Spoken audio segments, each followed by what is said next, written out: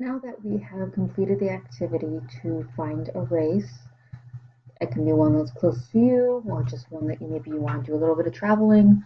Whatever race you selected, now we're going to actually go through the process to sign up for a shift. So go ahead and log into your new Rostify account.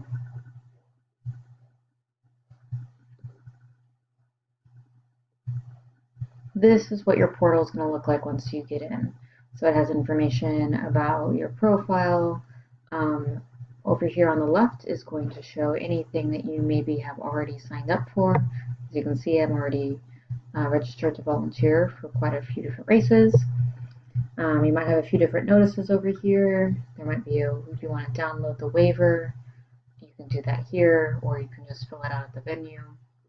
And occasionally they have these little training course things that kind of pop up that can give you some additional information or a little refresher on some information if you want to check that out. But the most important thing we're looking at right now is the upcoming events. You can either scroll through this list right here, or you can click on all events. I'm just going to go ahead and click on all events. So seeing it from this view, you're going to go ahead and find the race that you selected and click view. You'll notice that they have races all the way up into October, so they don't have the full year up. And I also notice it's not necessarily in order, so if you're looking at a race that's too far into the future, it's possible it may not be up here yet. Alright, so let's look for our race. So let's say I'm going to pick something a little bit further into the future because as we were discussing, the volunteer shifts do fill up quite quickly, so I want to be able to show you one that has a few options. So let's go ahead and look at, pick a bigger race. Let's go ahead and say we want to do this Fort Carson Super and Sprint weekend, and if this is in July 5th, maybe you want to go take a trip to Colorado. See, because I looked at the locations already, I know that Fort Carson is a race that's actually in Colorado, but it doesn't necessarily say the state here, so that's something you just kind of need to know. Or if you think that's the right race, but you're not sure, you can always just click view and then go from there. So here's the event page. Again, it says Fort Carson Super and Sprint Weekend. It has the dates over here, and it does show the location as Fort Carson, Colorado. So continuing to look at what other information they have here, they have all the different shifts. They have a little bit of things for us to fill out. So let's pick a shift. So first you'll go and select role category. You can either pick shifts that are pre-race, the day of, or post-race shifts. So most races have an event on both Saturday and Sunday as the main racing event, but because they need to go in and they need to set up all the obstacles, there's a lot of work that goes into it, and volunteers are needed on all of these days. Same thing for post-race, so after the weekend, they're going to need help tearing everything down and getting the venue back up to nice shape so we can do more venues there later. So I'll go ahead and just show you real quick. So pre-race shifts, you notice there's a few different options, but it's not a huge list. And here you'll see all the different amounts of shifts that are available. You'll see this one here is already full. It's a Friday, so of course that one's going to fill up kind of quickly. Same for these, the Friday before Saturday, Sunday. Those are typically shifts that are going to go pretty quickly. Some of the categories you're going to see is load in and build. These are our all more pre-race type shifts. If you want more information, you can click the little info icon over here. You'll see that load in means that you're going to be helping the crew inventory, organizing new materials, unload trailers, and set up the base camp. So if you're versatile, this is the perfect shift for you. So just a little bit of information, you can click around and see more about that. So let's say we decided we don't want to do the pre-race. I'll show you quickly post-race. You'll see there really aren't very many shifts at all, but there are a couple if that's something you want to do. Also, just make sure that you're taking a look at the times to see if that's the date and the time is something that you can actually do. So the primary bulk of shifts is going to be the same day. You'll see here, we have 63 available for AM, so morning festival. You'll see the shift times, 5:30 to 1. And again, you can always click over here to see what it is that festival volunteers actually do. You'll see that for festival, for example, there's a lot of different things you can do. You can do bag check, you can work the showers, merchandise, handing out the medals. There's so many different shifts that you can do for this one. So the main thing you're going to be looking at is the times, make sure that there's enough shifts, and you can see that they can kind of fill up, even though this is all the way into July. For example, sweep and scrub is almost already out. Also notice you have your days here, Saturday, and then here's the second day, Sunday.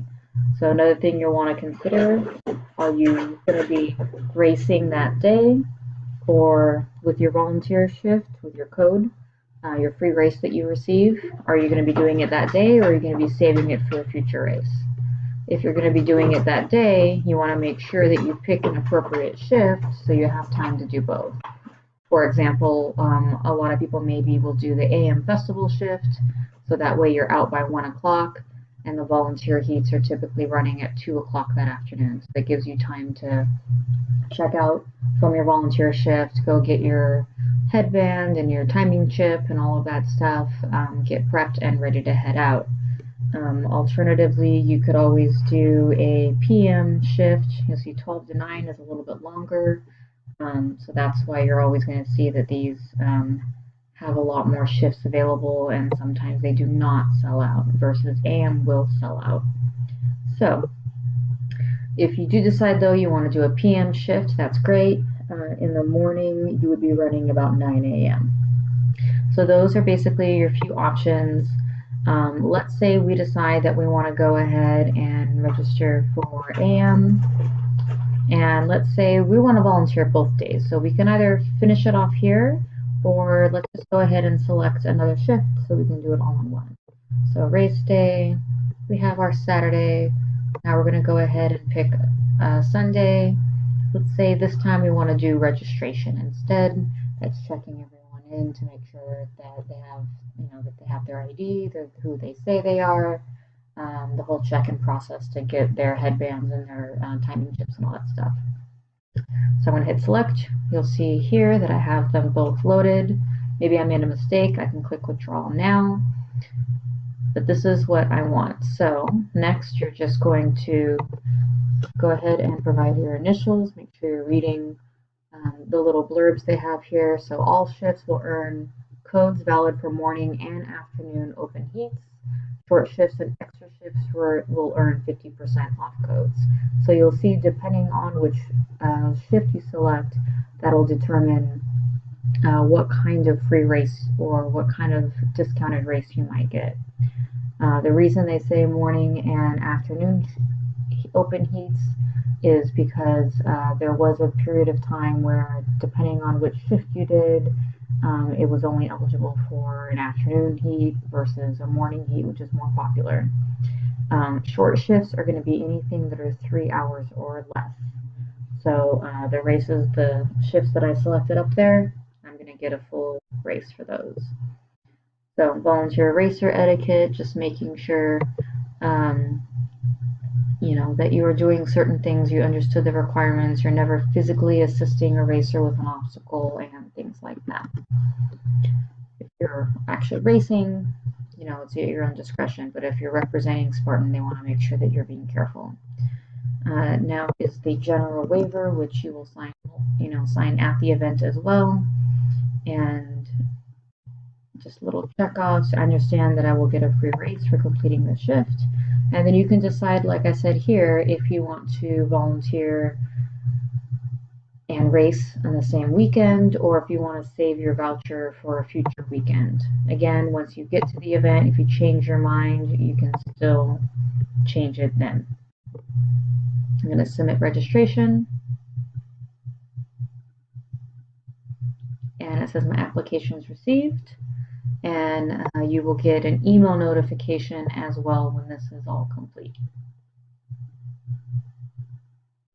That is your basic process for signing up for an event. If you want to go back to Rosterify, to your main portal page, I'm just going to click back. You'll see here, like I said, I have a bunch in here, but if you want to scroll through, if you just signed up for one, it should just be right there at the top. But there is the Fort Carson weekend. So you'll see that you can always change it. You can always withdraw at a later time. So it's best to just get in there, go ahead and reserve your spot. So that way, if you change your mind later, that's fine, but you have your spot saved before someone else takes it. And that's it. Thank you very much.